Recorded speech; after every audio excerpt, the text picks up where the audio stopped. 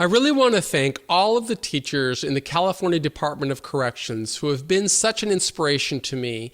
They have had enormous courage in bringing many of the programs that we create at Prison Professors into prisons across the entire state. In fact, more than 100,000 people have access to the Prison Professors programs, and I want to make a commitment to provide more information that I hope will help them reach the people who are serving sentences. And for that reason, I'm really inspired by Kim Martin, who is a teacher at Tehachapi. I want to take some time to start reading Prison, my 8,344th day, a typical day in an ongoing journey. Now, the reason that I am doing this is because I understand that people in prison need to have guidance on how they can use their time inside to prepare for a life of meaning and relevance and dignity. And I never ask anybody to do anything that I didn't do. My name is Michael Santos. I was in prison for 26 years. And throughout that entire journey, I used every day to work in ways that I hoped would prepare me for success upon release. Well, right now, one of the new tools that I'm going to be developing is audiobooks. So by taking the time to rewrite this book or to edit it and review it and add commentary, I'm also going to be recording it in both audio and video so that I can distribute it to more people. That's what I strive to do, is to help make an impact on society by teaching people inside what can they do to prepare themselves for the challenges that await them when they come home. And I try to provide that messaging through both written content, video content, and audio content so that they can get that information regardless of where they are. So I hope that you will find some value in this, and I hope that you will see how I used my time in prison to prepare for success along the way. So I'll be reading this book. You'll be able to follow along on the screen and be able to see what I was thinking along the way. Now, you'll see that I introduced this book with a new preface because it's now the spring of 2022 when I'm recording this. And I wrote this book in 2010 when I was in my 23rd year of confinement. So I've been home now for almost 9 years. And I've been able to use the work that I produced in prison to launch my career. And you're going to be able to see how. And I hope that you will be using your time, regardless of where you are. I hope that you will be using your time today to position yourself for the success that I know you can become. So let me turn to the manuscript now in my little one-man studio. So I'm going to look down here at my computer, and then you'll see that I've prepared the manuscript. And now I'm going to start reading. So here is section 1, the opening. Any person going into the prison system should set both long and short-term goals. We need context to set those goals. I am Michael Santos, founder of Prison Professors. When I was 20, back in 1985, I began trafficking in cocaine. The crimes I committed led to a 45-year prison sentence. I started serving that term after authorities arrested me on August the 11th, 1987. When DEA agents arrested me or took me into custody, I didn't know anything about serving time.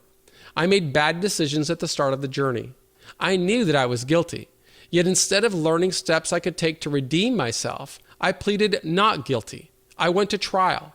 I perjured myself on the stand. Those bad decisions influenced the lengthy sentence I served.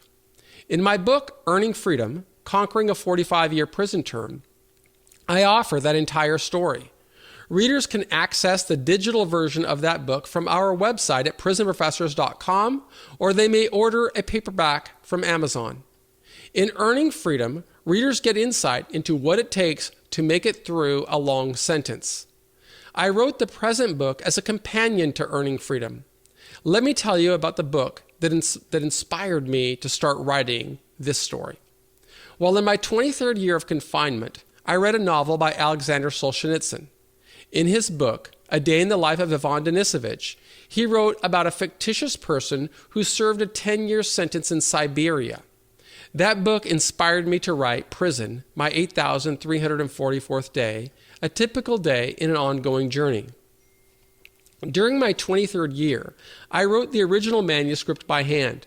I remember finding quiet places in the prison where I could concentrate on writing back in 2010. For motivation, I thought about how I could use my time inside as a launching pad for the career I would build upon my release.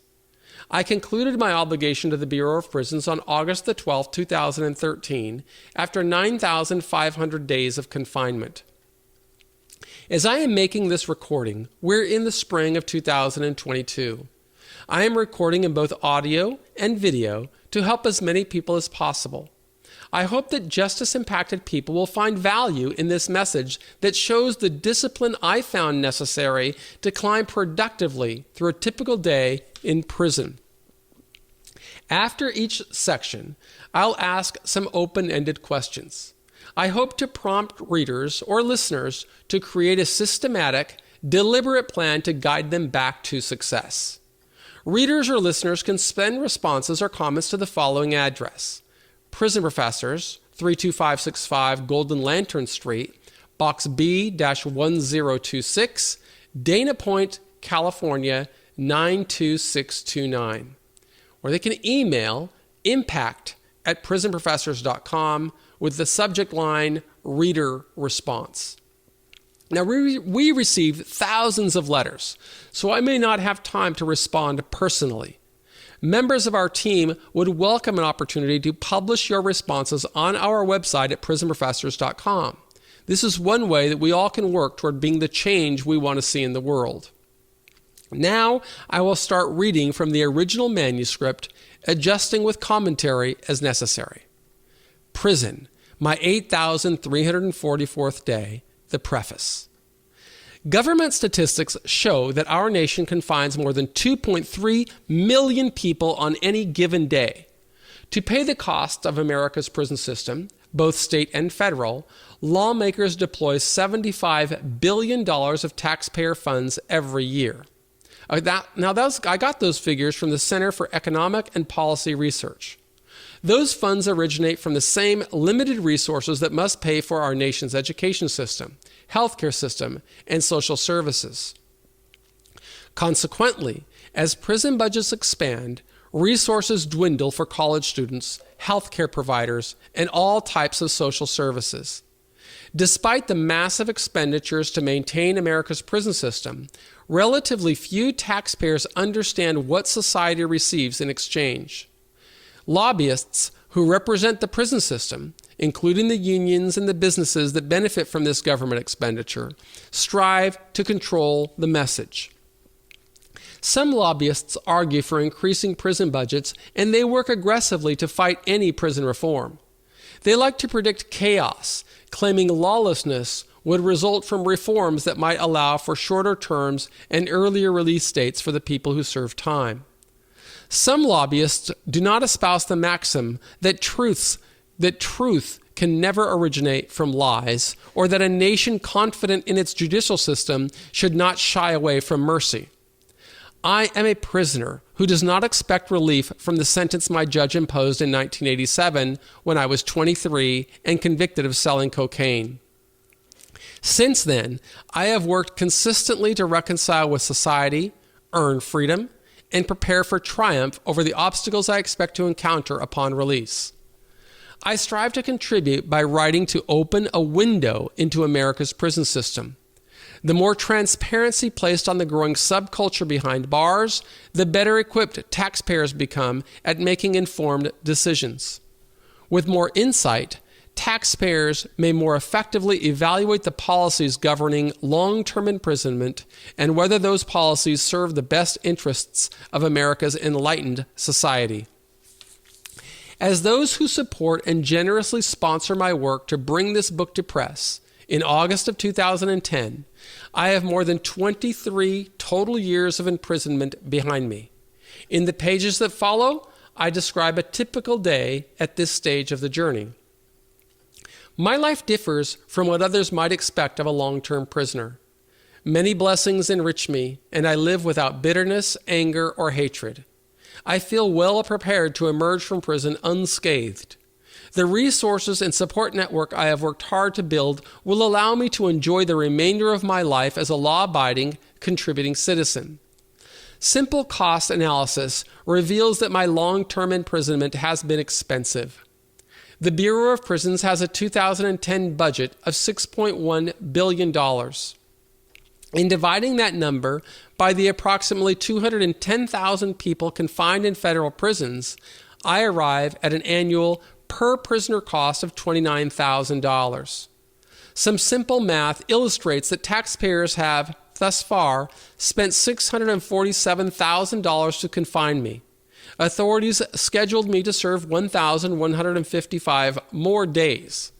I will conclude my sentence on August the 12th, 2013.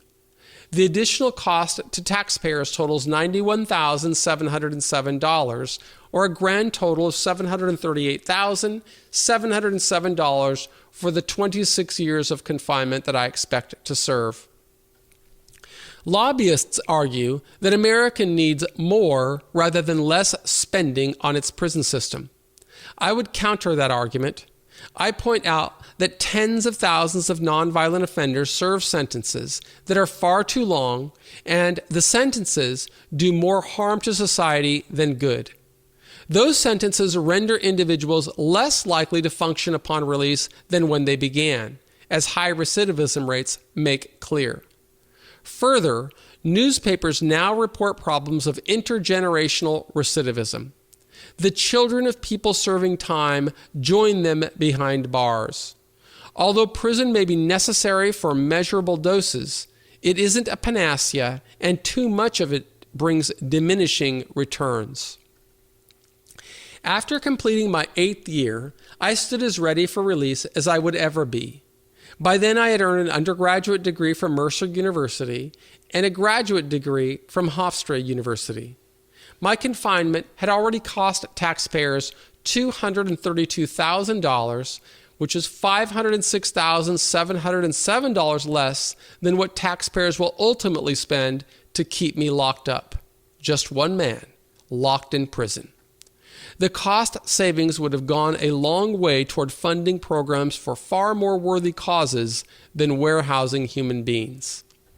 To provide fellow citizens with a window into a typical day of what one long-term prisoner endures, I offer a description of my 8,344th day, June 14th, 2010. And then I sign it, Michael G. Santos, in August of 2010, which is when the book got published.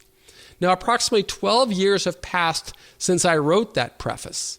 So now, let's turn to a typical day.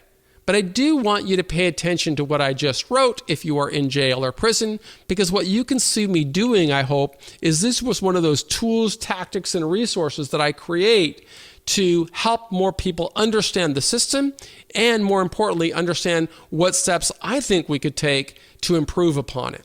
You should be thinking about steps you can take to improve the system.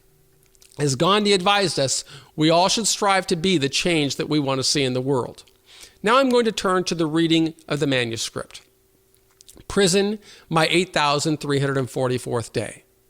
It's still dark in the housing unit when my eyes open. I press the button on my Timex Ironman watch and see that I have overslept. It is 1:34 in the morning on Monday, June 14th, 2010, my 8,344th day in prison. I prefer to wake in time to begin my work as soon as the 2 guards pass by for the 1 a.m. census count. I am 30 minutes late, but I am well rested and I sit up. My neck hurts.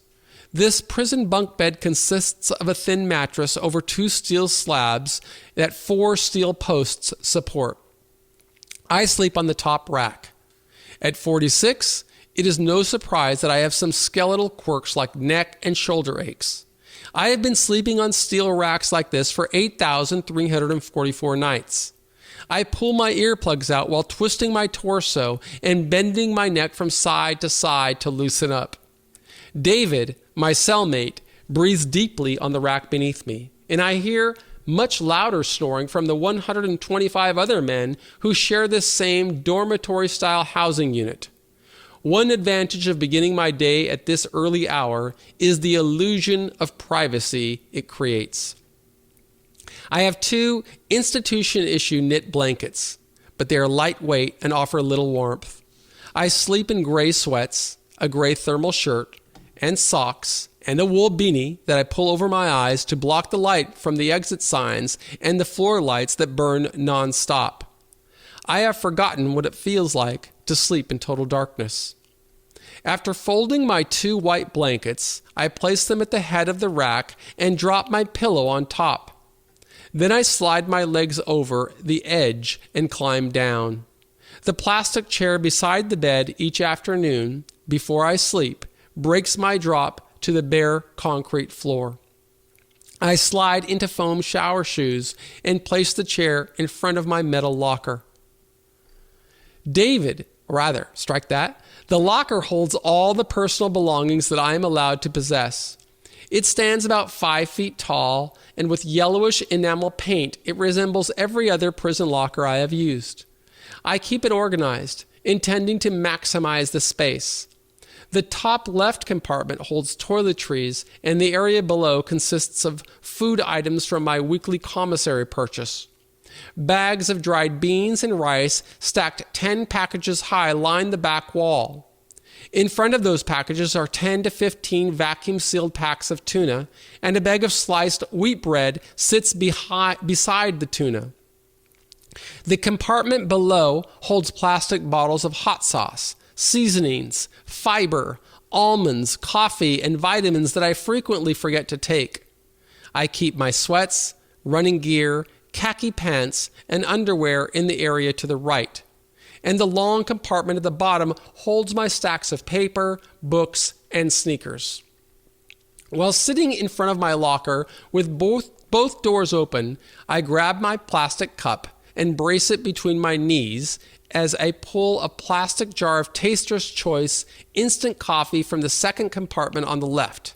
I unscrew the red lid, and I drop a 2-spoon dosage of adrenaline into my cup. After quietly replacing the jar in the locker, I grab my writing gear, a black vinyl notebook, white typing paper, an assortment of mail that I have received but not yet answered, a dictionary, and my day timer planner.